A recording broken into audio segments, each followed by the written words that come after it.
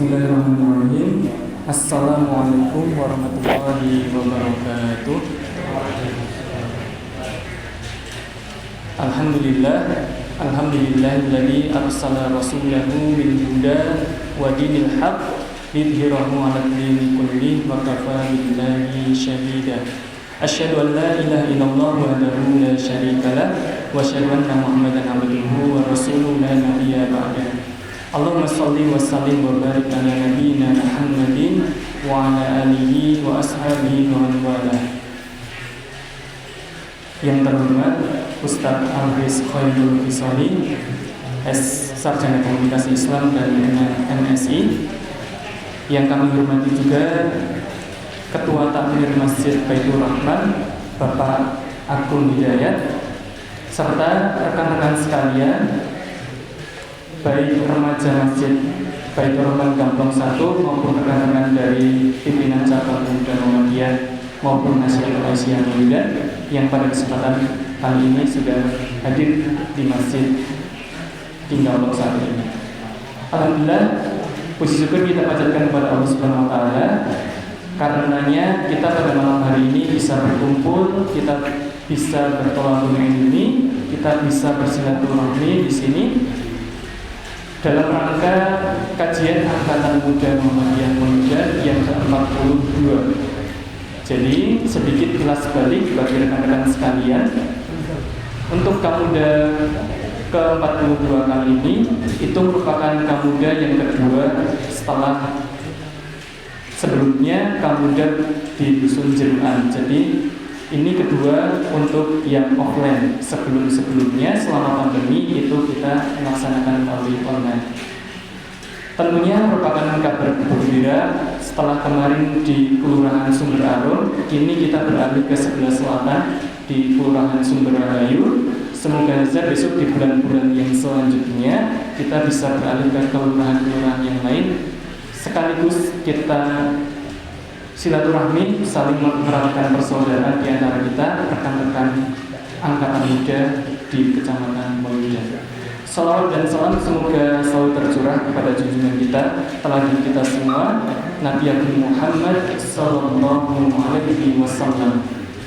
Semoga kita dimudahkan dalam meneladani beliau, dan semoga besok kita dianggap sebagai umatnya beliau sehingga mendapatkan syafaat. Allahumma amin. Pada kesempatan kali ini rekan-rekan sekalian, tema yang akan kita bahas, yang akan kita belajar bersama-sama bersama Ustaz Hafiz adalah kaitannya dengan Isra Mi'raj. Apa-apa aja tentang Isra Mi'raj, jadi mulai dari sebelumnya dan lain sebagainya. Untuk rekan-rekan sekalian dan bapak-bapak Takmir Masjid Gampong 1, marilah kita awali kajian pada kesempatan malam hari ini dengan baca basmalah bersama-sama. Bismillahirrahmanirrahim. Untuk acara yang selanjutnya adalah sambutan dari panjenenganipun Bapak Agung Hidayat minangka Takmir Masjid Baitur Rahman Gampong 1. Dumateng panjenenganipun Bapak Agung Hidayat kula sunargaken.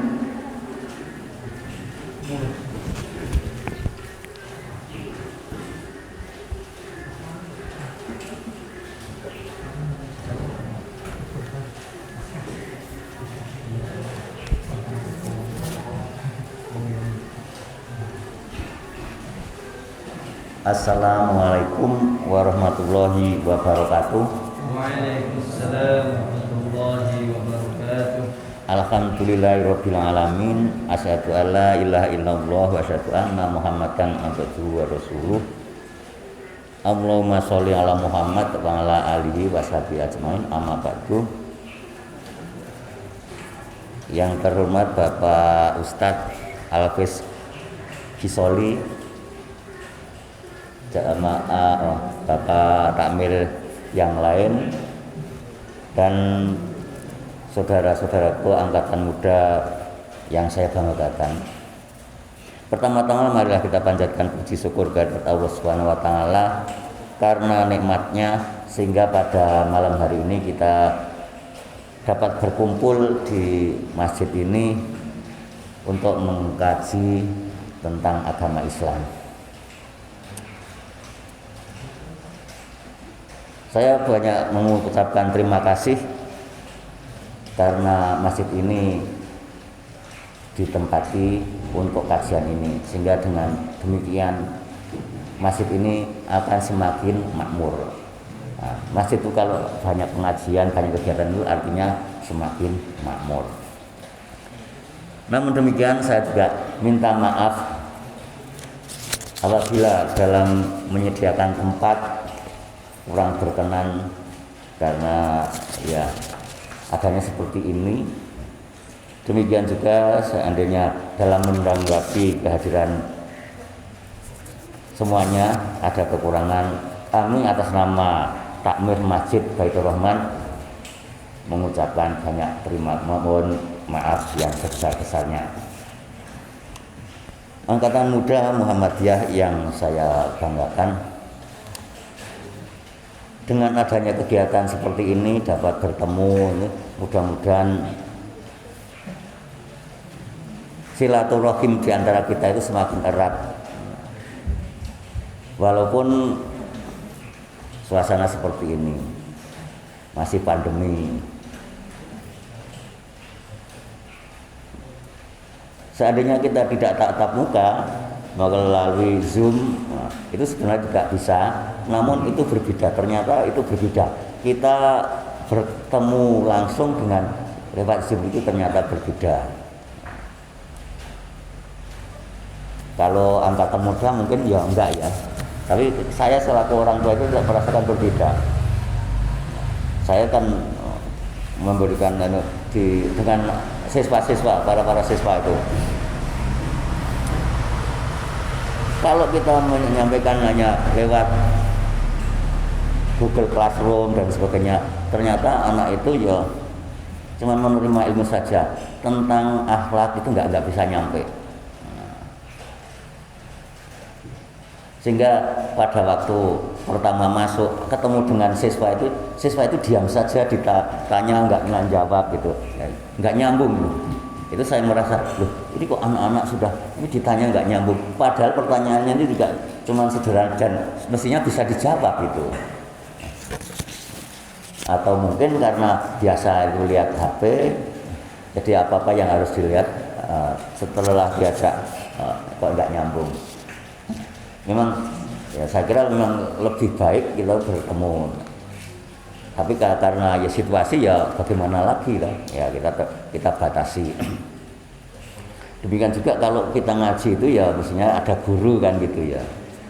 Maka dengan adanya kegiatan seperti ini, pengajian dan mengundang ustadz, itu saya kira lebih baik. Memang kalau kita sekarang ini ngaji lewat, saya nggak berangkat ngaji, sudah lewat YouTube. Nah, mungkin di YouTube juga banyak itu pengajian-pengajian. Tapi kalau ketemu dengan ustadz, ini kan lebih ada komunikasi secara lahir maupun batin. Ya, memang ya sebaiknya itu kita ngaji itu ya berhadapan. Apalagi kita ngaji Al-Quran itu kalau bertemu itu kan lebih baik. Saya kira ini saja yang saya sampaikan. Saya hanya mengajak angkatan muda semangat memajukan Islam ini, marilah kita gali. Dengan melihat angkatan muda saya seperti ini, kan kita merasa bangga. Wah, ternyata anak-anak muda juga masih banyak yang semangat. Sebab kalau nggak ada seperti ini kan kadang-kadang putus asa. Tapi dengan melihat seperti ini, walaupun ini sedikit karena hujan dan sebagainya, termasuk takmir ini mungkin banyak yang nggak hadir karena ya banyak yang batuk. Musola dan masjid ini sekarang ini karena banyak yang batuk terus banyak yang nggak berangkat. Ini saja yang saya sampaikan, kurang lebihnya mohon maaf. Akhirul kalam, wassalamualaikum warahmatullahi wabarakatuh.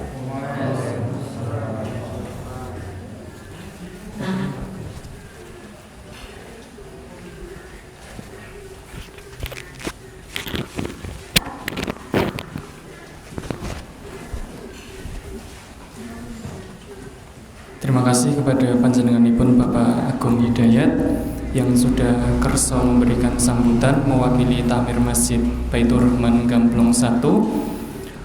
Untuk rekan-rekan sekalian, acara yang selanjutnya adalah tadarus bersama sekaligus dilanjutkan dengan pengajian inti yang akan disampaikan oleh Ustadz Alvis Khairul Qisoli. Namun sebelumnya perlu saya sampaikan bahwasanya di hari-hari terakhir ini yang mana dikatakan sebagai hari gregesi, watuk, pilek nasional gitu ya, itu semoga aja nanti karena kita akan menyambut di mana peringatan Hari Isra Mi'raj, peristiwa yang sangat penting bagi kita semua, peristiwa yang membekas di setiap harinya kita. Semoga aja nanti apa-apa yang disampaikan oleh Ustadz Abdul Khairul Soli dapat menjadikan kita tambahan pengetahuan dan dapat menjadikan kita sebagai sebenar-benar orang yang bisa meneladani Rasulullah SAW. Beliau merupakan pegawai dari PKU Jogja, Muhammadiyah Jogja, bagian kerohanian. Jadi bagi rekan-rekan yang sekalian yang barangkali di waktu-waktu kemarin itu pernah terbaring di rumah sakit, jadi ada salah satu tugasnya yaitu ketika kita mungkin kok ramari-mari kayak gitu ya, itu ada rekan-rekan Ustadz Alvis yang datang kayak gitu ya, jadi menyemangati, mensupport supaya tidak ngeluh-ngeluh amat karena penyakit itu. Toh karena Isra Mi'raj itu juga bisa dikatakan sebagai hadiahnya Allah, karena Rasulullah itu mengalami kesedihan yang teramat tinggi kayak gitu. Ditinggal dua orang yang sangat menyayangi dan mencintai beliau. Langsung saja kepada Ustadz Alvis, waktu dan tempat kami persilakan.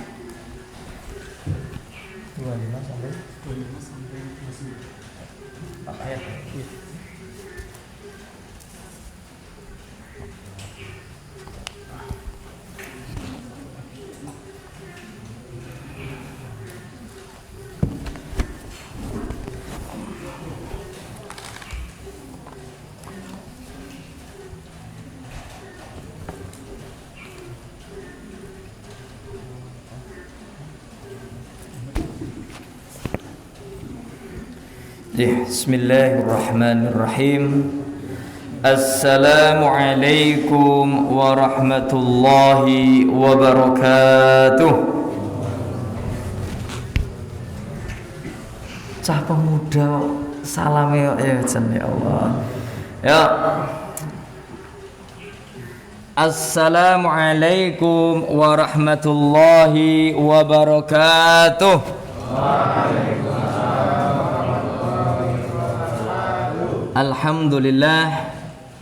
Alhamdulillah wa kafa, salatu wassalamu ala rasulil mustafa, summa ma ba'd.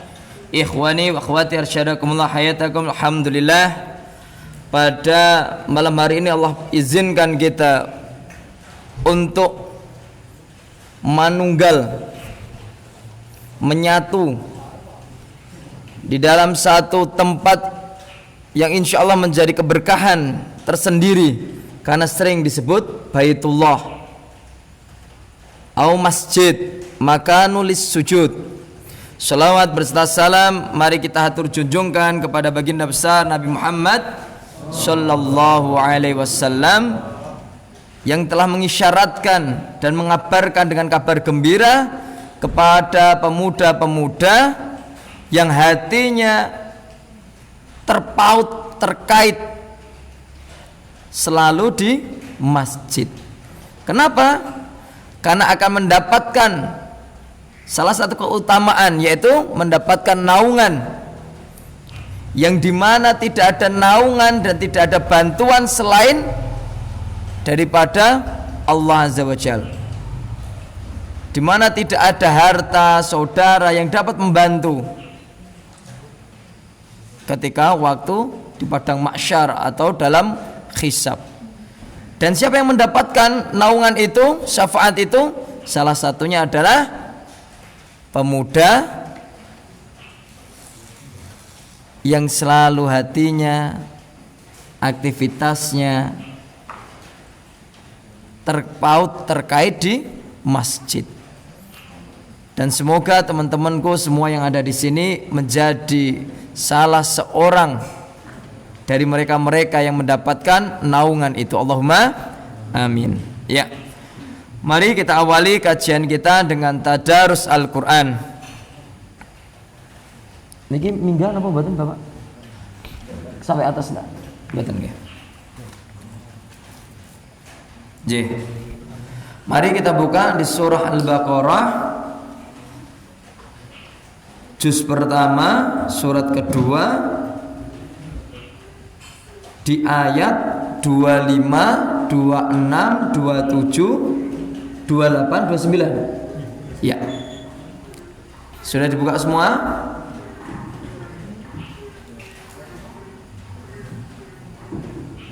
Kita baca bersama-sama aja ya? Atau saya dulu baru teman-teman? Bersama-sama saja. Yuk. Kita dari ta'awudz 1 2 3. A'udzu billahi minasy syaithanir rajim. Bismillahirrahmanirrahim. Wa basyiril ladzina amanu wa 'amilus shalihati anna lahum jannatin tajri min tahtihal anhar kullama ruziqu minha min thamaratir rizqan qalu hadzal ladzi ruziqna min qablu wa utubi mutasyabiha walahum fiha azwajum mutahharatun wa hum fiha khalidun. Innallaha la yastahyi an yadriba mathalan ma ba'udatan fama fawqaha فَأَمَّا الَّذِينَ آمَنُوا فَيَعْلَمُونَ أَنَّهُ الْحَقُّ مِنْ رَبِّهِمْ وَأَمَّا الَّذِينَ كَفَرُوا فَيَقُولُونَ مَاذَا أَرَادَ اللَّهُ بِهَذَا مَثَلًا يُضِلُّ بِهِ كَثِيرًا وَيَهْدِي بِهِ كَثِيرًا وَمَا يُضِلُّ بِهِ إِلَّا الْفَاسِقِينَ الَّذِينَ يَنقُضُونَ عَهْدَ اللَّهِ مِنْ بَعْدِ مِيثَاقِهِ وَيَقْطَعُونَ مَا أَمَرَ اللَّهُ بِهِ أَن يُوصَلَ وَيُفْسِدُونَ فِي الْأَرْضِ أُولَئِكَ هُمُ الْخَاسِرُونَ كَيْفَ تَكْفُرُونَ بِاللَّهِ وَكُنْتُمْ أَمْوَاتًا فَأَحْيَاكُمْ ثم يميتكم ثم يحييكم ثم إليه ترجعون هو الذي خلق لكم ما في الأرض جميعا ثم استوى إلى السماء فسوهن 7 سماوات وهو بكل شيء عليم. Shadaqallahul adzim. Shadaqallahul adzim wa shadaqar rasul karim wa ala dzalika minasyahidin. Alhamdulillah teman-teman pemuda Muhammad yang dirahmati oleh Allah Azza wa Jalla. Sekali lagi bersyukur betul pada Allah pada malam hari ini Allah izinkan kita untuk berkumpul dalam satu majelis dan janjikan di dalam sabdanya dengan makna menjalasa kauman majlisan fayudhkarullah wa yusalluna 'alan nabi fahafadhum malaikah wa khasyaw rahmah. Barang siapa baik laki-laki maupun perempuan berkumpul duduk mengkaji asma Allah mentadaburi ayat-ayat Allah, baik ayat kauliyah maupun kauniyahnya. Wa yusalluna 'alan nabi, dan mereka yang duduk-duduk itu bukan hanya sekedar duduk, dan dia juga bersolawat kepada baginda besar Nabi Muhammad sallallahu alaihi wasallam. Fahafathum malaikah, orang-orang yang duduk-duduk itu tadi akan apa? Akan mendapatkan kelebihan, yaitu hafathum malaikah, akan dijaga oleh para malaikat. Wa ghasyau rahmah, dan Allah curahkan anugerah rahmatnya kepada orang-orang yang duduk, yang ikhlas mentadaburi Al-Quran, mentadaburi ayat-ayat Allah, dan bersolawat kepada baginda besar Nabi Muhammad sallallahu alaihi wasallam. Teman-teman yang dirahmati oleh Allah, alhamdulillah betul hujan dari sore tidak berhenti. Bahkan ketika kita pada kegiatan malam hari ini pun masih ditemani dengan rintikan hujan. Tidak menyudutkan, menyurutkan niat teman-teman semua untuk thalabul ilmi. Maka tidak ada kebanggaan dan tidak ada keindahan kecuali kegiatan kita yang melebihi kegiatan kita ini. Seberapa banyak generasi kita yang sekarang berubah, yang dulunya pemuda menjadi agent of change, sekarang malah menjadi agen of degradasi moral. Yang dulunya pemuda itu dikatakan agen perubahan, sekarang menjadi agen yang terkikis paling banyak moralnya. Berapa banyak pemuda-pemudi saat ini yang terjerumus pada pergaulan bebas. Mereka terjerumus bukan hanya pada pergaulan bebas, tetapi bahkan lebih dahsyat daripada itu, sudah menjadi pola hidup dia, masuk kepada circle yang kita sebut sebagai apa istilahnya, hedonic. Masya Allah, treadmill. Apa itu hedonic treadmill? Suatu sikap, gaya hidup atau way of life, pandangan hidup di mana materialistik itu diutamakan dan menjadi standar bahagia seseorang. Anak pemuda kalau nggak bawa HP Apple Croak, nggak pede. Atau kalau nggak punya motor yang apa, nggak nyaman. Nggak pakai kaos bermerek ini, nggak pede. Nggak pakai minyak rambut jenis ini, merasa nggak nyaman. Penyakit ini tadi, hedonic treadmill ini, bukan hanya terjangkit pada pemuda-pemudi di era sekarang, bahkan orang tua pun juga banyak yang terjangkit. Ujungnya apa? Degradasi moral itu nggak terbendung. Tatanan sosial kemasyarakatan yang mulai pudar, itu sudah jelas. Yang dulu pemuda ini cek melu kerja bakti, orang karuan saiki melu kerja bakti. Kenapa? Tatanan sosial berubah begitu dahsyat. Karena apa? Gelombang-gelombang liberalisme atau apapun itu, budaya-budaya barat ataupun mana saja yang sebenarnya kita memiliki basic moral, basic budaya yang cukup kuat, itu mulai sangat terkikis.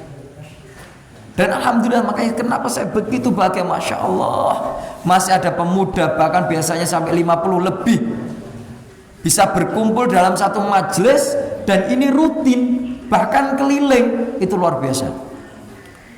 Dan doa kami Masya Allah untuk yang belum mendapatkan jodoh cepat dapat jodoh, sing sekolah yo gek ndang lulus, sing bisnis yo gek bisnisnya semakin lancar. Karena sayang nanti kadang itu pemuda lagi gayeng-gayengnya untuk jodoh bukan aktivis, rampung balik nang omah kerjaannya kantor ngomah. Kalau pemuda yang dulunya aktivis untuk jodoh yang orang aktivis, maka semoga silaturahmi ini bukan hanya sekedar silaturahmi, jadi silatul nikah. Jadi ada ikatan. Kalau kata Ustadz kami, Ustadz Muhsin, ini gurunya beliau juga, harus ada namanya pengkaderan berlanjut. Apa wih pengkaderan berlanjut? Ya nek saiki dadi ketua pemuda, sekretaris urung nikah ya untuk sekretaris. Nek wis ketuane wis nikah ya sekretaris untuk sopone. Tetapi tetap aktif. Nah, pada malam hari ini karena materinya bukan tentang jodoh, maka kita cukupkan di sini. Ya, teman-temanku yang dirahmati oleh Allah, tentu kiranya kebahagiaan ini akan kita sempurnakan dengan bersyukur kepada Allah Azza wa Jalla dan mentadabburi ayat-ayat kauniyah maupun kauliyah. Ada sebuah peristiwa yang begitu besar, yang begitu masyhur, walaupun di dalam Al-Quran tidak terlalu banyak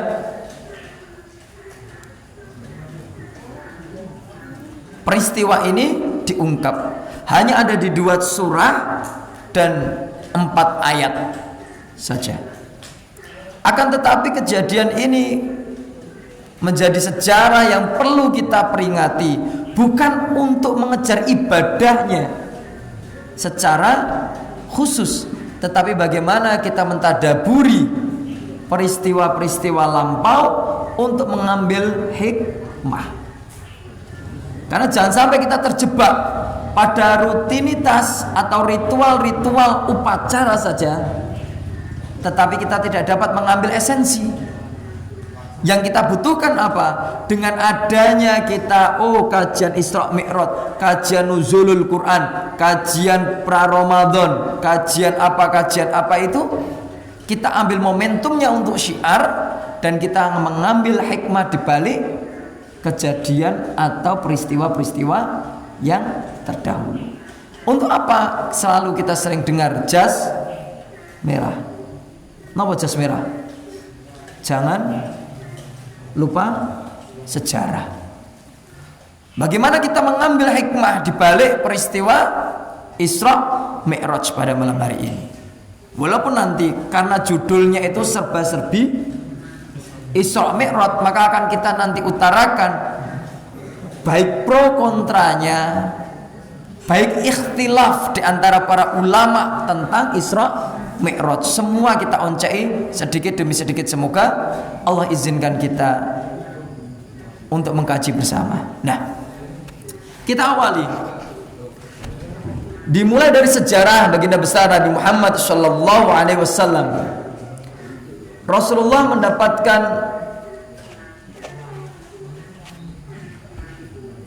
amanah sebagai Rasul Nabi Muhammad atau menjadi Nabi itu tahun berapa? Atau umur berapa? 40. Selama Rasulullah Shallallahu Alaihi Wasallam hidup di masyarakat Mekah, di bangsa Quraisy, 40 tahun beliau terkenal. Tidak ada seorang pun yang tidak meyakini bahwasanya Rasul itu tidak pernah berbohong. Semua yakin. Akhlaknya Rasul terjamin, lisannya terjamin, dia tidak pernah berbohong. Bahkan orang-orang Quraisy menyebut Rasul itu sebagai Al-Amin. Titel Al-Amin itu bukan dari Allah kepada Nabi. Bangsa Quraisy, masyarakat setempat yang karena tahu track record Rasul. Maka mereka pun yang ada yang beriman, ada yang tidak, itu tetap meyakini bahwasanya Rasul itu adalah Al-Amin selama 40. Berubah drastis ketika Rasulullah Sallallahu Alaihi Wasallam, Nabiuna Muhammad Sallallahu Alaihi Wasallam mendapatkan risalah. Wahyu yang pertama surat Naba. Apa yang pertama diturunkan?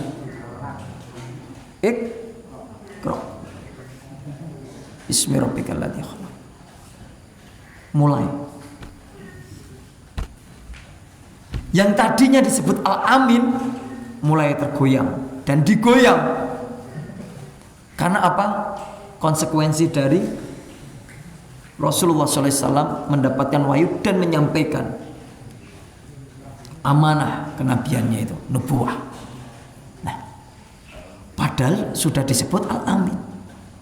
Nah, kala itu dalam perjalanan proses dakwah tentu tidak ringan. Ujian bertubi-tubi, silih berganti, ejekan, cemoohan, ditinggal saudaranya, ditinggal kaum yang tadinya percaya semakin tidak percaya, berubah menjadi tidak percaya. Pada suatu ketika di satu tahun yang disebut sering menjadi tahun Amul Huzni, itu tahun kesedihan.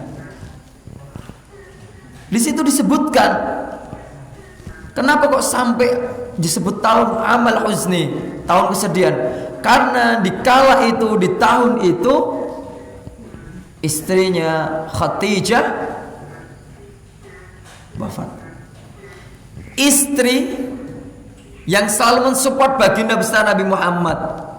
Bahkan ketika beliau mendapatkan wahyu pertama begitu menggigil ketakutan ataupun apa, siapa yang menenangkan? Khadijah, istri pertama Rasul. Istri yang tercinta, yang selalu mensupport beliau, yang selalu memberikan senyuman, yang selalu memberikan support secara psikologis. Ketika ia berdakwah dan tidak dipercaya, ketika dia berdakwah di situ ada apa istilah gesekan-gesekan, dia kembali pada pelukan istri. Siapa? Ya Khadijah. Itu waktu itu, di tahun itu beliau wafat. Satu kesedihan. Ditambah kesedihan yang lain apa? Pamannya, yang orang-orang Quraisy itu ketika ada paman beliau nggak berani cawe-cawe, nggak berani ganggu, nggak berani goda. Siapa paman Nabi? Abdul Muthalib. Abdul Muthalib pun meninggal dunia. Walaupun beliau diriwayatkan yaitu belum mendapatkan hidayah untuk masuk Islam, tetapi komitmen untuk membela baginda besar Nabi Muhammad Sallallahu Alaihi Wasallam tidak kita ragukan lagi. Itu pun meninggal. Akhirnya apa?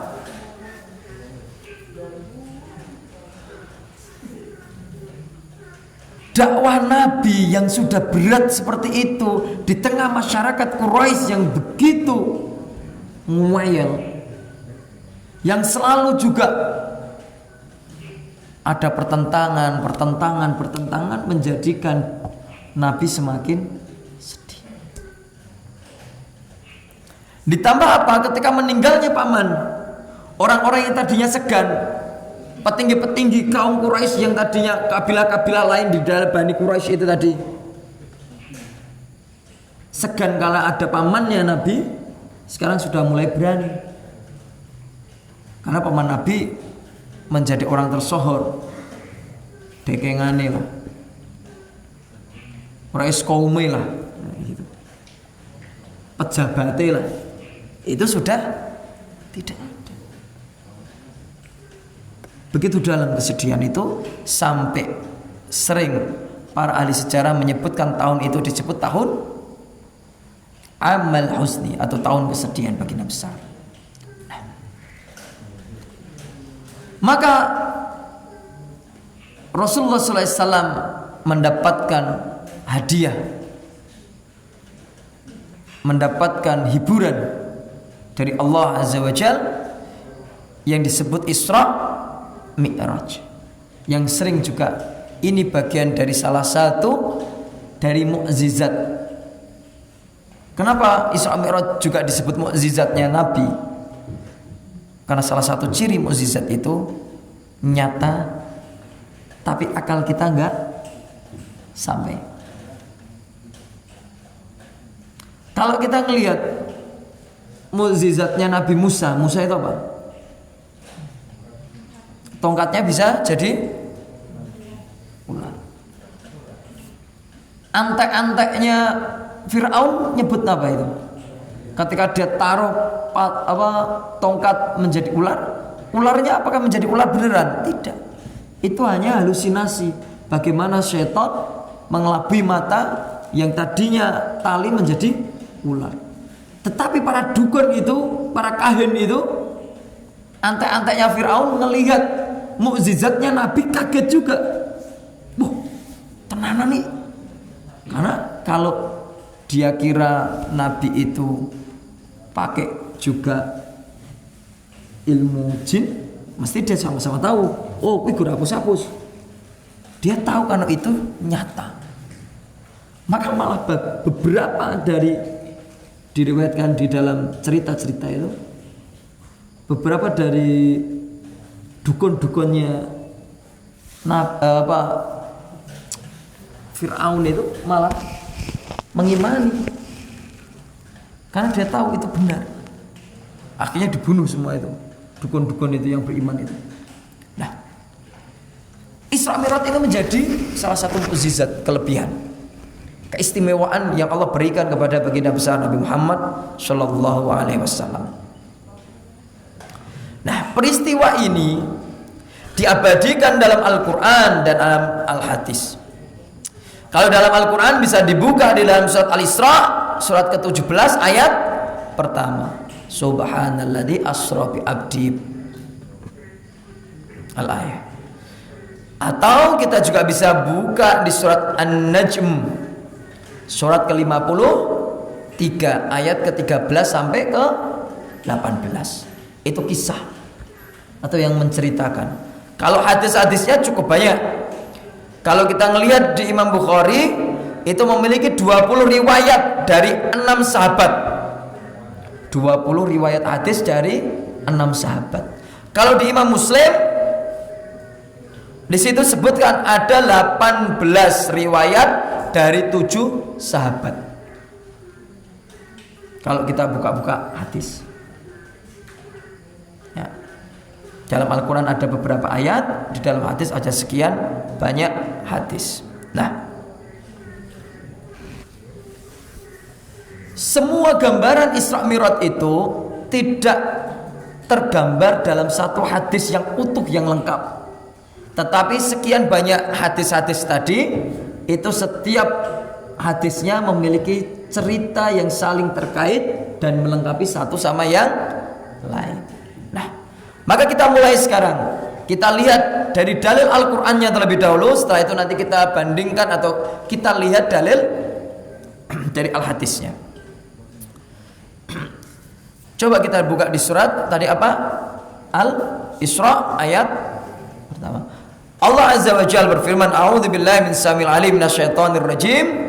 Subhanalladzi asra bi 'abdihi lailam minal masjidil haram ilal masjidil aqsa alladzi barakna haulahu linuriyahu min ayatina innahu huwas sami'ul basir. Subhanalladzi asra, Maha suci Allah alladzi yang asra telah memperjalankan bi'abdihi, hambanya, lailan di suatu malam, minal masjidil haram, dari masjid haram, ilal masjidil aqsa, dari Mekah lah ya ke Palestina. Alladzi barakna haulahu linuriyahu min ayatina, yang telah kami berkahi sekelilingnya agar kami memperlihatkan kepadanya sebagian dari tanda-tanda kebesaran. Jadi selain untuk menghibur Rasul, Allah izinkan beliau, Allah ajak beliau untuk keliling seperti itu, untuk melakukan perjalanan itu, selain untuk memberikan hiburan, juga untuk menunjukkan akan kekuasaan Allah Azza wa Jalla. Jadi sangat mungkin, kalau ada cerita, wah nggak mungkin, nggak masuk akal nih, ketika Nabi Sulaiman memindahkan istananya siapa? Ratu Bilqis. Wah kurang mungkin. Tapi inilah bagian dari cara Allah untuk melihat dan menguji seberapa berimannya kita. Karena jangan sampai kita beriman itu karena mengedepankan, satu-satunya cara kita beriman mengedepankan akal kita. Karena akal kita terbatas. Allah berikan akal kita keterbatasan ini, bahkan Allah berikan ilmu kepada kita illa qalila, hanya sedikit. Bahkan digambarkan di ayat yang lain, ilmu Allah itu apa ya? Kita mendapatkan ilmu Allah itu hanya setetes. Ketika kita mencelupkan itu, tetesan itu aja, seberapa kecil kuku. Itu yang Allah berikan kepada kita. Maka di sini pun nanti akan dikisahkan bagi orang-orang yang mengedepankan akal dan ia mulai mundur dari keimanan dia kepada baginda besar Nabi Muhammad Sallallahu Alaihi Wasallam, tentang kenabiannya. Nah, dalam firman ini Allah benar-benar menginginkan kita mengetahui seberapa atau besarnya Allah, kemampuan Allah, maha besarnya Allah, yaitu mukjizatnya Allah dari Isra Mi'raj ini. Nah, dan Isra Mi'raj ini bukan karena Rasul, tetapi karena murni keinginan Allah dan seizin Allah, karena kebesaran dan kekuasaan Allah. Dibuktikan dengan apa? Diawali dengan subhanalladzi asra, yang artinya apapun yang akan terjadi sesudah itu dikaitkan kepada kekuatannya, yaitu kekuatan Allah Azza wa Jalla. Nah, kedua di surat An-Najm, ayatnya ayat ke-13 sampai ayat 18. Walaqad ra'ahu nazlatan ukhra inda sidratil muntaha indaha jannatul ma'wa id yaghsha sidrata ma yaghsha ma zaghal basaru wa ma tagha laqad ra'a min ayati rabbih kubra. Dan sesungguhnya Muhammad telah melihat Jibril kala itu dalam rupa yang asli. Jadi kala itu Rasulullah SAW melihat Jibril dengan rupa yang asli, karena kadang Jibril itu berubah ketika mau memberikan arahan atau wahyu dari Allah. Itu kadang tidak menggunakan rupa aslinya. Di situ Rasulullah SAW melihat Jibril dengan bentuk aslinya. Di mana itu? Di dekat di Sidratul Muntaha, di dekatnya ada surga, tempat tinggal. Muhammad melihat Jibril ketika itu, lalu ketika di Sidratul Muntaha diliputi oleh suatu yang meliputi penglihatan Muhammad, penglihatannya yaitu penglihatan Muhammad, dan ayat seterusnya. Nah, Teman-temanku yang dirahmati oleh Allah Azza wa Jalla, maka hakikatnya malam atau Isra Mi'raj itu benar adanya dengan ayat-ayat ini. Ditambah ketika kita mau melihat hadisnya sangat panjang menceritakan berkata apa? Perjalanan Rasulullah SAW itu menggunakan burak. Burak itu apa? Seekor hewan putih abiyat yang lebih besar dari khimar. Di dalam hadis itu disebutkan, dan lebih kecil dari keledai. Nah, itu disebut burak. Aku mengendarainya. Dia membawaku hingga sampai ke Baitul Maqdis. Mana Baitul Maqdis itu? Ya, Masjidil Aqsa. Lalu aku mengikatnya di tempat para nabi, mengikat hewan-hewannya ketika di situ. Karena kan tanah situ itu adalah tanah nabi. Banyak nabi terlahir dari daerah Syam, Palestina itu banyak. Dan sholat 2 rakaat. Setelah itu aku keluar, kata baginda besar Nabi Muhammad SAW. Malaikat Jibril menghampiriku dengan membawa satu wadah yang berisi khamr dan satu wadah yang berisi susu. Nah, malaikat Jibril alaihissalam berkata, engkau telah memilih. Ketika itu kan disodorkan gitu. Dan Rasul memilih yang mana? Khamr atau susu? Susu. Maka Jibril menyambut apa yang dipilih oleh Rasul dengan ucapan engkau telah memilih sesuai dengan fitrah. Jadi hakikatnya kalau orang minum khamr itu mengkhianati fitrah. Mengkhianati fitrahnya. Wah enggak kok, saya merasa biasa aja. Iya, karena Anda sudah terbiasa. Coba awal-awal. Wes, simple aja. Siapa yang rokok? Ada? Oke. Ngerokok pertama? Umur berapa?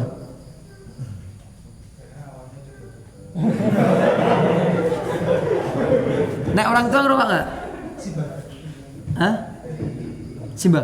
Kakek. Tapi bapak enggak? Awal nyoba deg-degan ora? Wow, ana cekengane ya. Walaupun ngerti bapak wedi ora? Tetap ada sebuah hati itu tetap nggak bisa dibohongin. Sesuatu yang tidak dirasa itu tidak tepat pada sebuah nilai, maka di situ ada penolakan. Walaupun setelah itu menjadi kebiasaan. Kenapa kok menjadi kebiasaan terus nggak berasa? Ya sudah kebiasaan. Ketika hati itu ya sudah, kalau kotor ya sudah, hitam banget ya wes, ora krasa apike.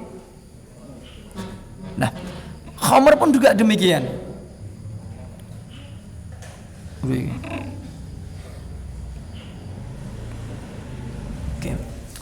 Nah, itu yang masih subhat bainal halal wa haram.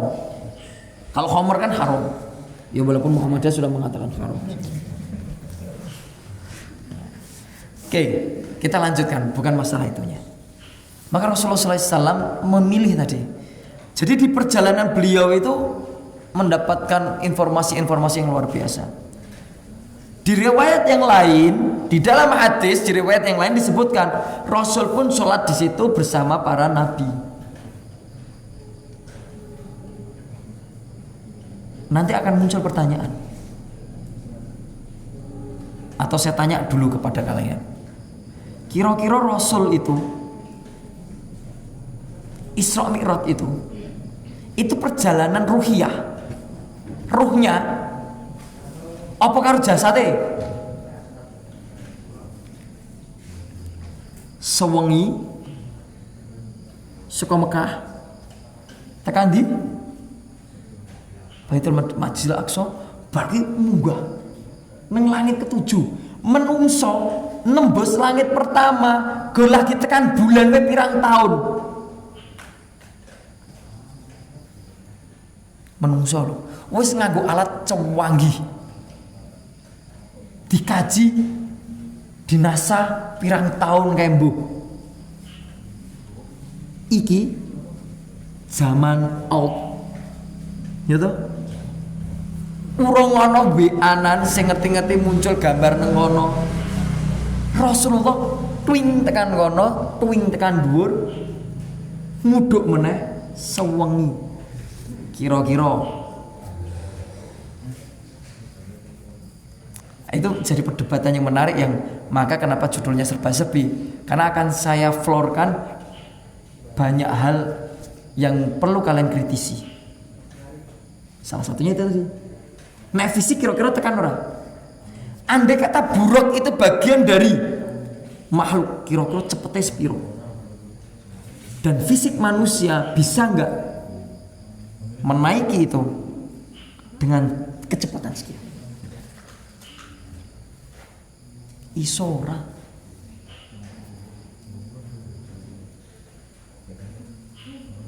sapa sing yakin ono isor merot oke aku sing garake yakin apa aman tu billah wa rasulillah selesai sampingnya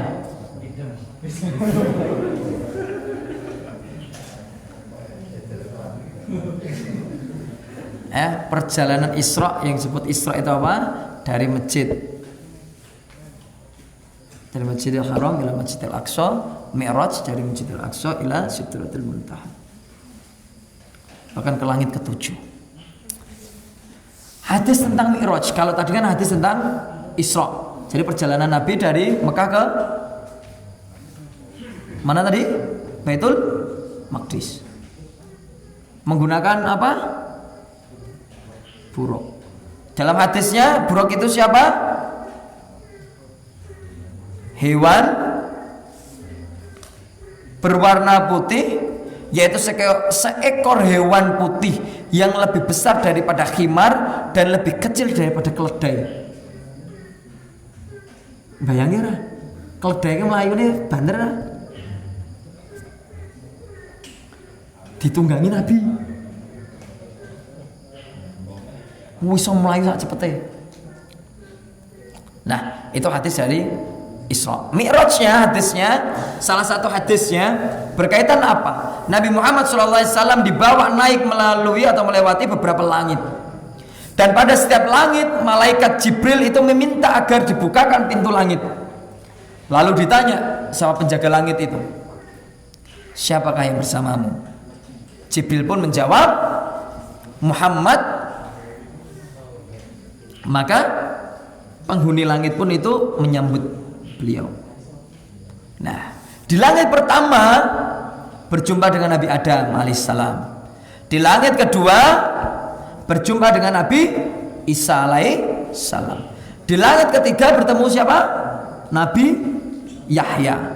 Di langit keempat Yahya sama langit ketiga itu Yahya, Nabi Yahya sama Nabi Yusuf. Di langit keempat itu bertemu dengan Nabi Idris. Di langit kelima bertemu Nabi Harun. Dan keenam itu ketemu Nabi Musa. Dan yang terakhir di langit ketujuh, di situ ada namanya Baitul Ma'mur, ketemu dengan siapa? Rasul bertemu dengan Nabi Ibrahim.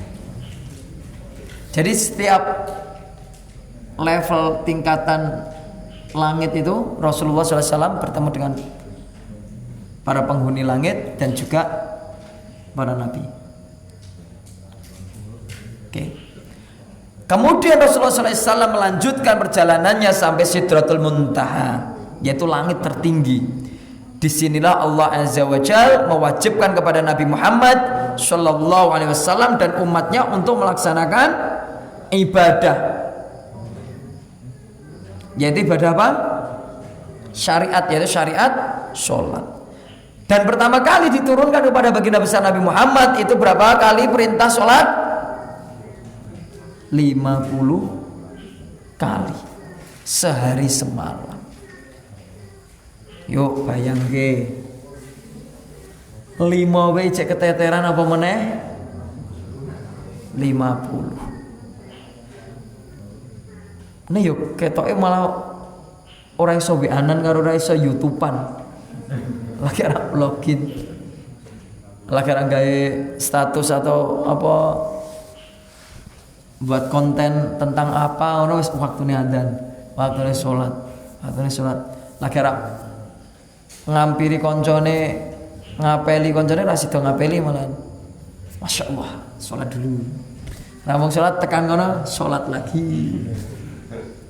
Ra sida-sida. Itu 50 kali. Akan tetapi dalam perjalanan kembali dari Mi'raj, dari ketemu Allah tadi, turun sampai di tempat Nabi Musa alaihissalam, kita juga harusnya bersyukur ini. Oh no, Nabi Musa. Dikisahkan itu Nabi Musa sing ngojo-ojoin Nabi. Kala itu apa? Rasulullah SAW ketika paprasan itu ketemu, apa yang diwajibkan Rabbmu atas umatmu? Rasulullah SAW pun menjawab ketika ditanya seperti itu oleh Musa.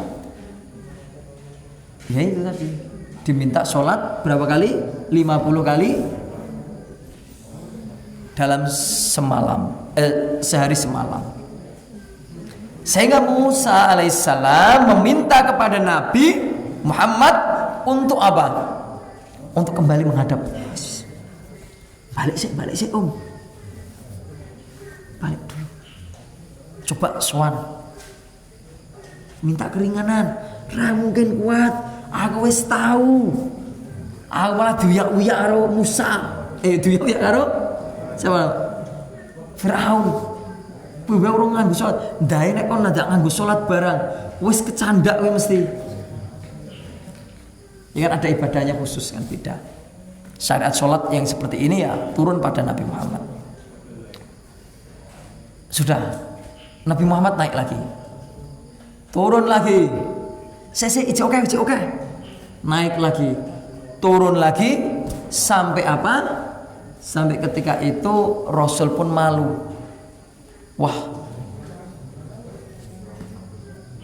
di ayat di hadis itu disebutkan, di riwayat itu disebutkan. Sampai Nabi Muhammad merasa ketika Rasulullah SAW hendak kembali dan berjumpa dengan Nabi, beliau alaihissalam minta Rasul Muhammad agar meminta keringanan lagi dan keringanan lagi itu. Nah, sama Allah diberikan keringanan itu. Hingga akhirnya kewajiban sholat kita berapa kali dalam sehari semalam? 5 kali. Itu pun ada beberapa ulama yang berpendapat wajibnya sholat itu berapa kali? 5 atau 3? 3. Waktu telu. Kalau pernah dengar, ada salah satu pemahaman itu namanya waktu telu. Ya hanya 3 waktu itu untuk ibadah. Kalau kita kan 5. Iya, mereka nganggap mereka Muslim, Islam. Tapi cara ibadah dia, sholat dia hanya 3 kali dalam sehari. Aku sudah memohon kepada Rabbku sehingga aku merasa malu, kata baginda besar Nabi Muhammad. Lalu terdengar suara, aku telah menetapkan yang aku fardukan, yaitu 5 kali waktu sholat. Dan aku telah memberikan keringanan kepada hamba-hamba. Itu jawaban Allah Azza wa Jalla ketika diminta oleh Musa kepada Nabi Muhammad untuk minta lagi. Rasul malu dan Allah jawab dengan firman-Nya itu. Nah,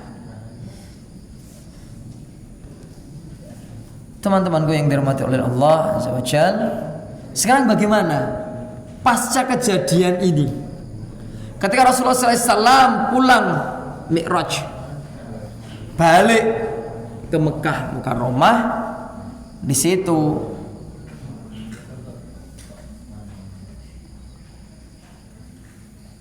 Abu Jahal mencoba menggoda Nabi.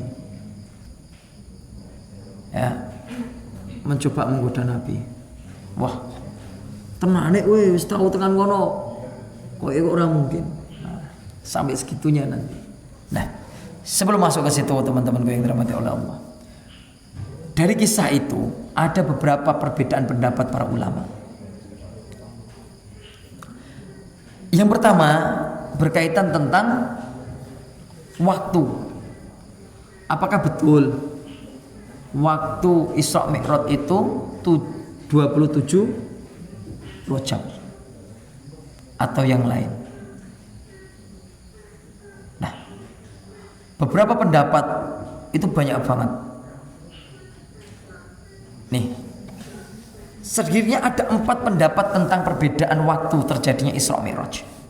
Yang pertama, Isra terjadi pada tahun tatkala Allah memuliakan Nabi Muhammad SAW, yaitu nubuah.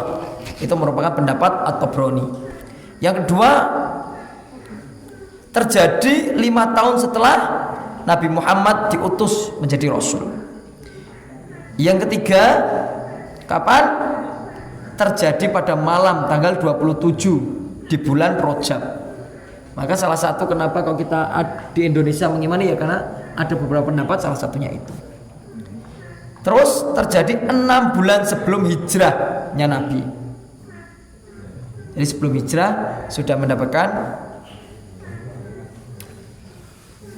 perjalanan Isra Mi'raj ini. Yang keenam, pendapat keenam apa? Ada juga yang berpendapat Isra Mi'raj ini terjadi setahun sebelum hijrah pada bulan Rabiul Awal. Jadi perjalanan Nabi karena nggak ada ayat yang jelas, yang detail mengatakan dino iki, itu akhirnya muncul perbedaan pendapat. Ya kayak Lailatul Qadar. Lailatul Qadar itu kan nggak jelas tuh. Ada yang mengatakan sepertiga malam di akhir Ramadan. Pokoknya cari aja, pokoknya di akhir itu 10 hari itu. Ada yang hanya hari-hari ganjil. Ada yang dipersempit di malam 21 atau malam 27. Nah, yaitu perbedaan pendapat. Maka muncul pula tadi kembali, kira-kira Isra Mi'raj itu Rasulullah itu perginya ruhnya saja atau jasadnya dan ruhnya, atau malah hanya mimpi?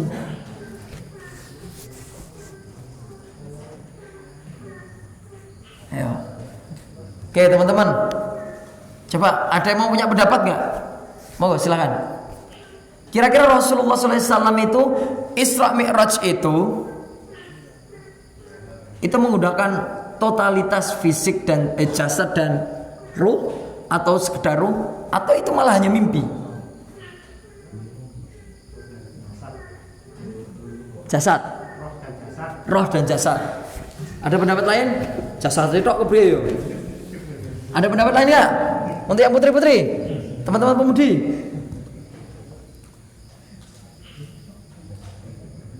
Oke, saya akan. Kalian yakin santet nggak? Mengimani santet nggak? Masnya yang tadi percaya ono Isra Mi'raj, percaya ono santet ora? Bisa nggak dukun itu memasukkan paku di dalam perut ya gitu? Yakin? Caranya bre? Pernah ngelihat film Flash? Teori apa ya? Teori ilmiahnya masuk ke Flash. Tahu kan film Flash? Dia ketika mau pertama kali dia nggak tahu kalau dia bisa menembus apa ya tembok atau apa. Ketika itu kalau nggak salah di scene keberapa, episode keberapa itu apa? Dia suruh lari cepat dengan sekian, maka di situ ada base. Ketika dia masuk ketika nabrak, ternyata apa? Molekul-molekul itu tubuh kita dengan kecepatan sekian dia bisa terurai. Kimia lah, fisika. Maka sebenarnya mungkin santet pun dengan kecepatan sekian yang dilakukan oleh makhluk Allah, kan? Setan yang makhluk Allah kan? Dengan sekian yang tadinya itu tubuh rata kayak gini, tubuh kayak gini, itu bisa dimasuki tanpa kita berasa sesuatu dan tiba-tiba muncul di dalam. Langsung. Nah, apakah Rasul pun juga prosesnya demikian? Dan itu ternyata perbedaan pendapat itu sejak zaman dhisik. Jadi disebutkan di sini. Ada yang mengatakan Isra Mi'raj itu hanya dengan ruh saja. Itu lebih ringan gitu. Ya kan, karena ruh itu bisa jalan-jalan kemana terlampaui batas. Ya kan? Ya masuk akal kan? Ruhnya. Ada yang berpendapat ruhnya saja. Isra Mi'raj itu Nabi hanya ruhnya yang jalan-jalan kemana. Dari Mekah ke Palestina ke atas. Ada yang mengatakan juga Isra Mi'raj itu dilakukan ruh dan jasad. Pendapat kedua. Pendapat ketiga, ada yang mengatakan Isra Mi'raj itu hanya dilakukan ruh dan jasad. Isra itu ruh dan jasad. Mi'raj itu hanya ruhnya saja. Karena kan ya sudah, itu sudah alam gaib. Ya, alam gaib. Fisik belum. Nabi Adam.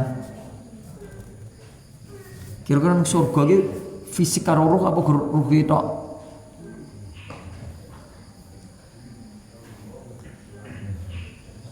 Yes, itu enggak sekarang. Nah, ada yang berpendapat juga kayak gini.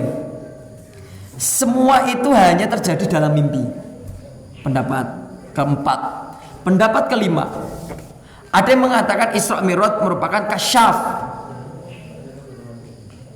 Kasyaf itu apa? Dia nggak pergi-pergi kemana-mana, tapi dibukakan seakan-akan di depannya.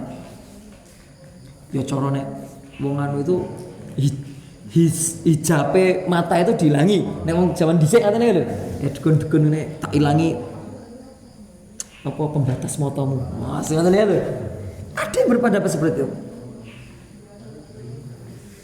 Yang keenam, Isra Mi'raj dilakukan dengan cara mengurai molekul-molekul atau zat kimia yang ada di dalam tubuh. Set sangat cepet nanti menyatu lagi. Yes. Dari 6 itu kira-kira do milih ndi ngopo alasane? Wah, jenenge kajian salah judulnya serba-serbi. Tapi kabeh pendapat tak lebokke ngene. Coba Mas yang paling yakin mau.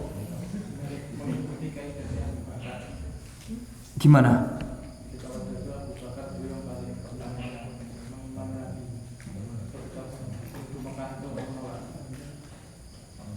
Nah,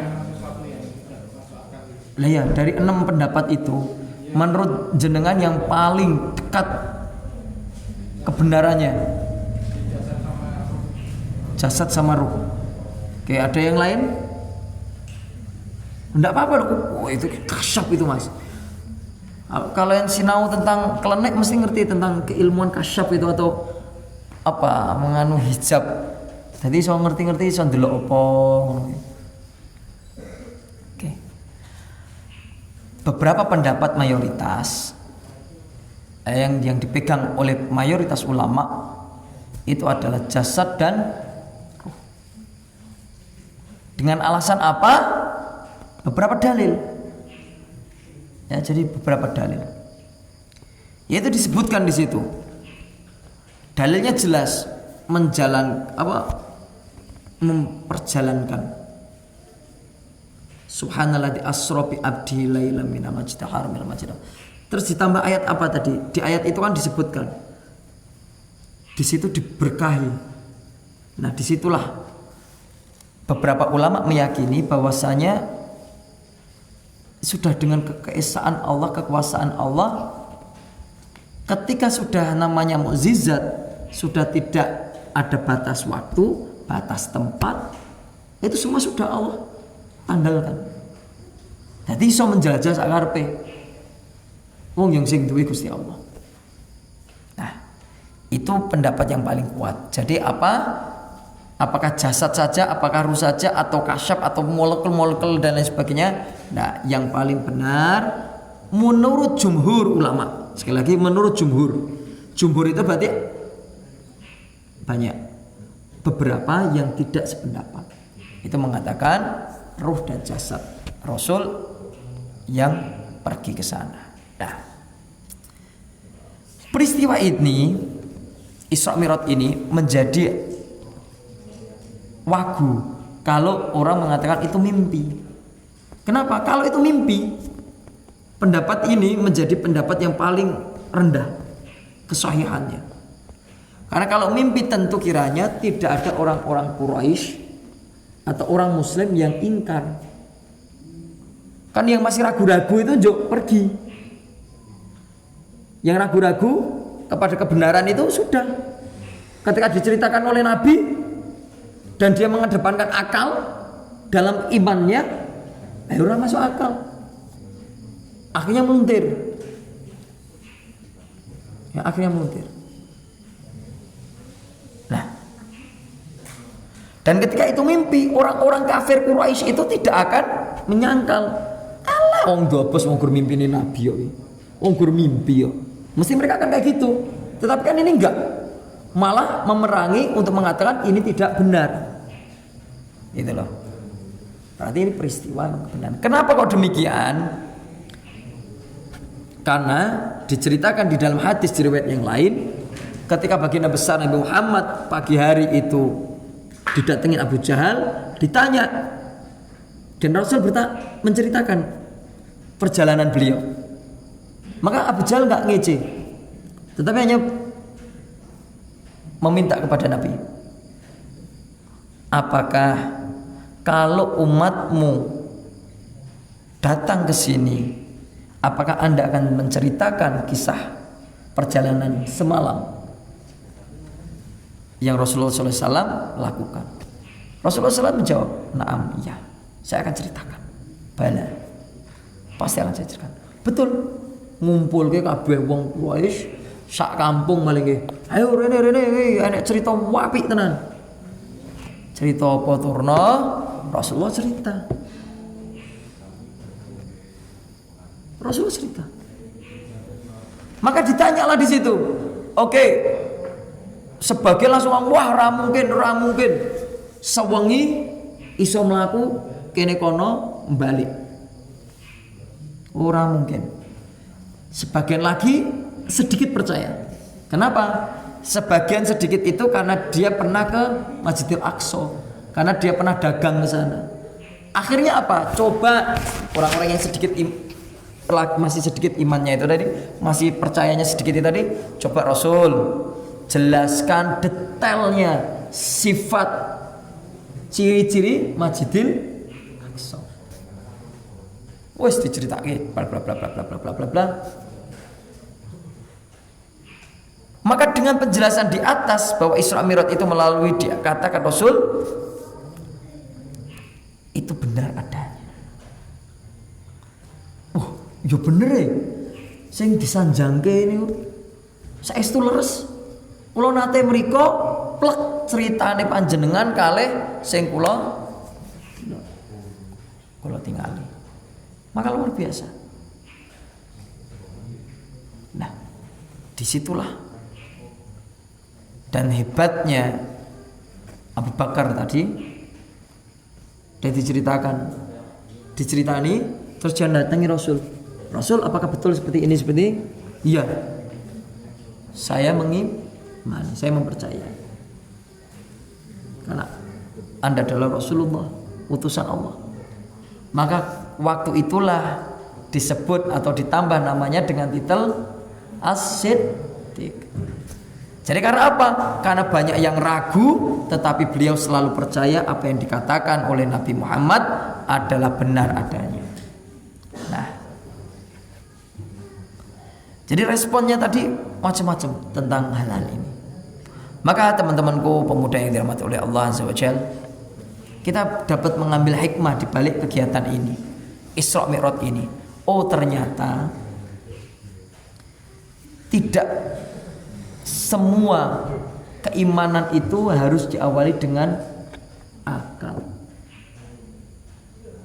Karena akal itu terbatas. Panca indera kita itu terbatas. Maka perjalanan baginda besar Nabi Muhammad SAW Isra Mi'raj itu adalah benar adanya, dan mari kita imani itu. Kita imani dengan segala perdebatan yang ada di dalamnya. Apakah kita memperdebatkan itu salah? Enggak, karena itu bagian dari kita, cara kita mengimani sesuatu.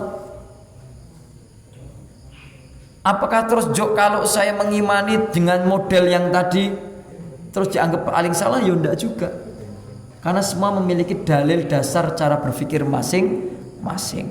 Tetapi menurut jumhur ulama, Isra Mi'raj itu benar adanya, dan Rasulullah melakukan itu secara fisik dan ruh. Nah, pertanyaan terakhir. Ketika Rasul naik itu, apakah masih pakai buraq atau pakai alat yang lain?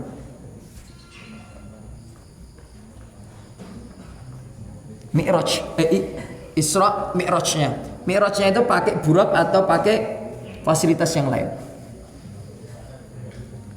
Nah, itu perdebatannya luar biasa. Beberapa ulama terkemuka mengatakan nggak pakai buraq lagi,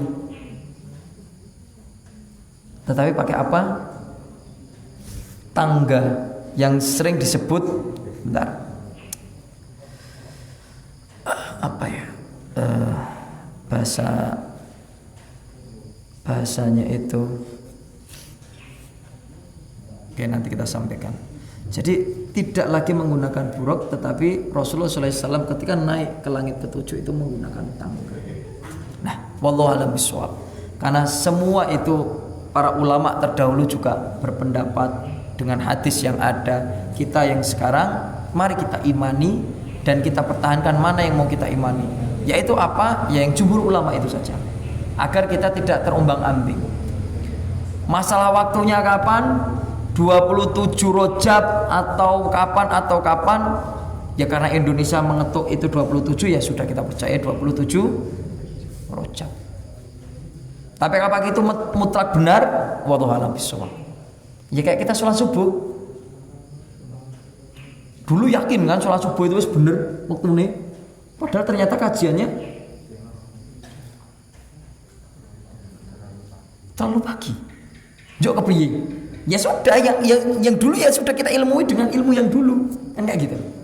Kita nggak perlu terus sholat tobat karena dulu kita salah subuhnya mesti, ayo enggak juga. Nah, itulah kajian kita pada malam hari ini. Sudah harusnya jam 10 ya pulang ya. Ini sudah 8:30, nggak kerasa. Maka mari sedikit dari saya, banyak salah saya maaf. Semoga serba-serbi Isra Mi'raj ini membuka wawasan kita, bukan lagi kita terpaku dengan keimanan satu keimanan, tetapi malah keilmuannya lebih banyak agar kita bisa lebih arif bijaksana. Oh, ternyata ada perbedaan pendapat toh. Oh, macam-macam kayak gini toh. Nah, disitulah serba-serbi Isra Mi'raj. Banyak nilai yang kita bisa dapati, banyak syariah ya kayak sholat, kekuasaan Allah muncul di perjalanan Isra Mi'raj. Maka perlu kiranya kita tadabburi agar menambah kadar keimanan kita. Billahi fisabilillah fasabil khairat. Akhir kalam. Assalamualaikum warahmatullahi wabarakatuh.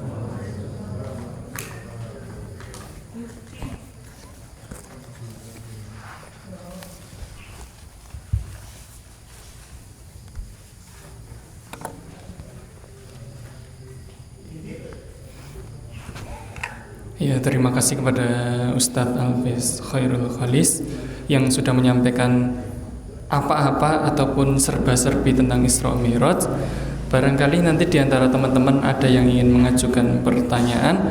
Namun sebelumnya Islam itu unik ya teman-teman. Jadi kalau semisal teman-teman ada di dalam rumah atau di dalam masjid, tiba-tiba dari luar rumah itu terdengar suara ngeong kayak gitu, kira-kira itu suara apa? kucing kayak gitu ya. Tanpa kita lihat, tanpa kita merak, kita bisa pasti percaya itu kucing. Tapi besok kalau kita tiba-tiba malam hari ini kita sepakat, oh ngeong itu adalah suara kebo kayak gitu ya. Besok kalau ada ngeong itu berarti suara kebo. Jadi dalam Islam tuh kadang ada yang seperti itu. Tapi nggak apa-apa. Tadi sudah disampaikan oleh Ustadz Alfiz bahwasanya ada beragam pendapat, tapi ada juga penyeragamannya seperti itu, nggih. Jadi barangkali di antara teman-teman kita buka 2 atau 3 pertanyaan saja kaitannya dengan Isra Mi'raj ataupun yang juga hal lain tapi terkait dengan peristiwa ini. Saya persilakan, monggo apabila ada dari yang teman-teman putra maupun yang putri, silakan saja.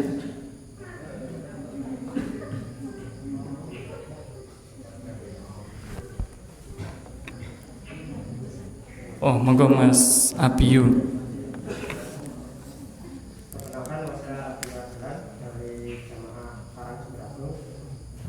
Yang ingin saya tanyakan, apakah ilmu Raga Sukma itu juga terinspirasi dari Isra Mi'raj itu? Ya bisa, sangat bisa, karena memang dari dulu. Jadi ilmu sihir kan dari dulu. Bahkan Nabi Sulaiman pun juga menggunakan jin kan untuk, jadi ya sudah. Maka kenapa kok ada, sekali lagi ya, ini muncul kenapa kok ada aliran-aliran yang menyebutkan dirinya aliran putih. Imannya siapa? Ya Nabi Sulaiman.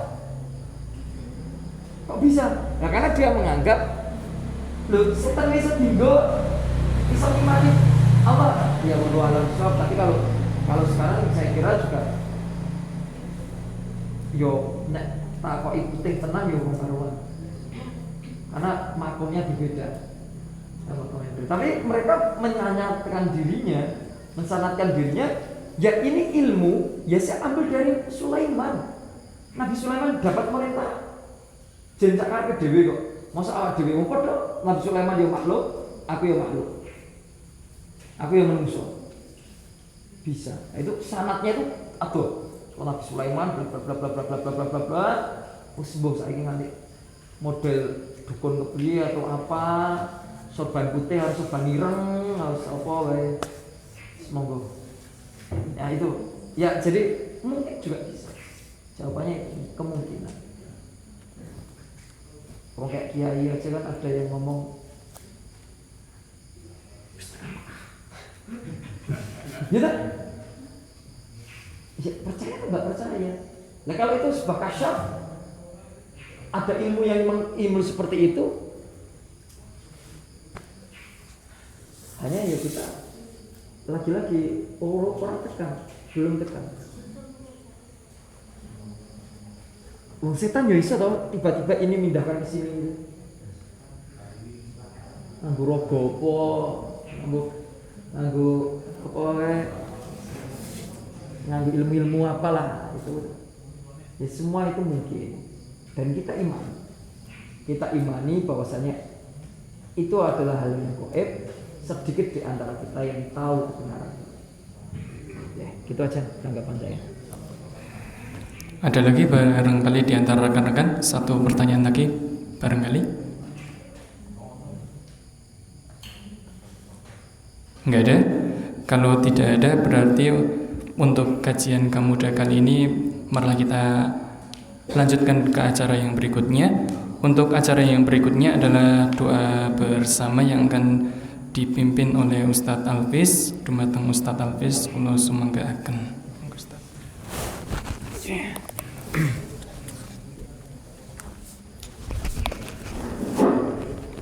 Oke, teman-teman, mari kita istighfar terlebih dahulu 3 kali. Astaghfirullahaladzim. Alladzi la ilaha illa wal hayyul qayyum wa atubu ilaihi. Astaghfirullahaladzim. Alladzi la ilaha illa wal hayyul qayyum wa atubu ilaihi. Astaghfirullahaladzim. Alladzi la ilaha illa wal hayyul qayyum wa atubu ilaihi.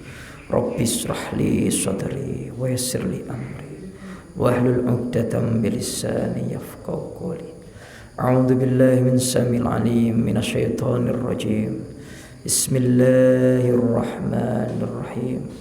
Allahumma shalli ala Muhammad وعلى آل محمد كما صليت على إبراهيم وعلى آل إبراهيم وبارك على محمد وعلى آل محمد كما صليت على إبراهيم وعلى آل إبراهيم للعالمين إنك حميد مجيد. اللهم اغفر للمسلمين والمسلمات والمؤمنين والمؤمنات الأحياء منهم وأموات إنه قريب مجيب الدعوات يا قاضي الحاجات يا قاضي الحاجات يا قاضي الحاجات يا مقلب القلوب ثبت قلوبنا على طاعتك يا مقلب القلوب ثبت قلوبنا على دينك يا مقلب القلوب ثبت قلوبنا على محبتك وعلى طاعتك برحمتك يا أرحم الراحمين. اللهم سهل أمورنا وأمور والدينا وأمور جميع المسلمين والمسلمات وأمور جميع العاملين في هذا العام. اللهم صل على محمد وعلى آل محمد كما صليت على إبراهيم وعلى آل إبراهيم للعالمين إنك حميد مجيد. اللهم نور قلوبنا بنور هدايتك كما نورت الأرض بنور شمسك والقمرك أبدا أبدا يا الله يا رحمن يا رحيم. اللهم افتح لنا أبواب الرحمة أبواب القوة أبواب الصحة أبواب المغفرة أبواب الجنة أبواب الجنة وأبواب المحبة من هذا المكان. ربنا آتنا في الدنيا حسنة وفي الآخرة حسنة وقنا عذاب النار وقنا عذاب النار والحمد لله رب العالمين. آمين آمين يا مجيب الدعاء والحمد لله رب العالمين.